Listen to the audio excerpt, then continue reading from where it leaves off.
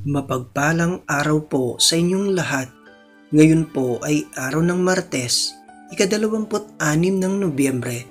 Pakinggan po natin ngayon ang mabuting balita ng Panginoon. Unang pagbasa. Pagbasa mula sa aklat ng Pahayag.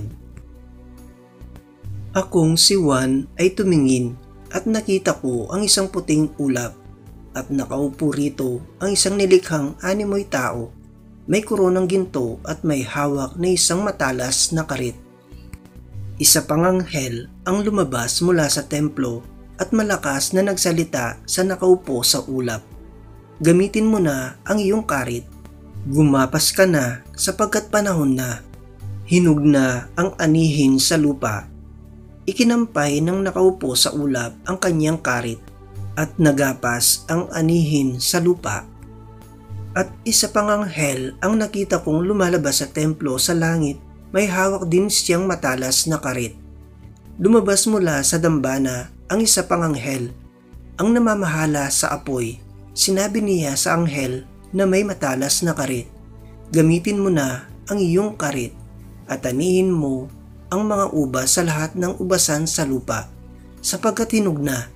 Kaya't ikinampay ng anghel ang kanyang karit, inani ang mga ubas at inihagi sa pisaan na siyang matinding puot ng Diyos. Ang salita ng Diyos. Salamat sa Diyos.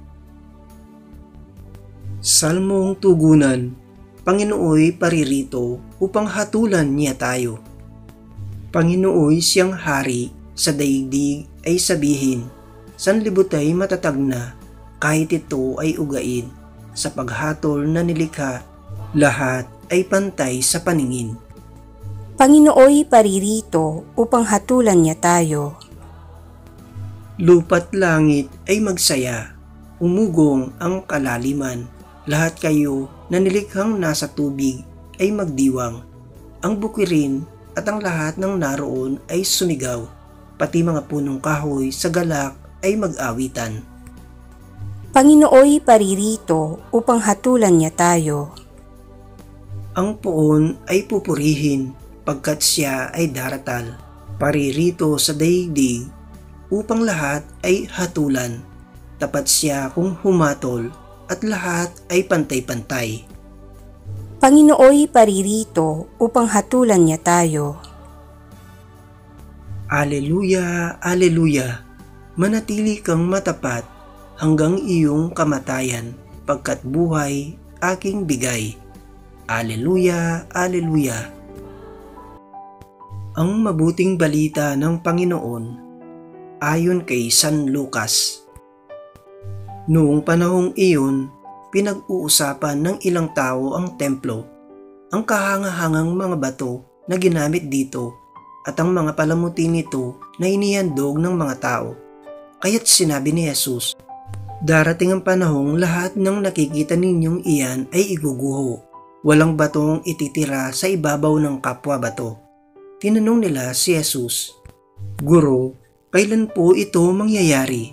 At ano ang magiging palatandaan na ito'y magaganap na?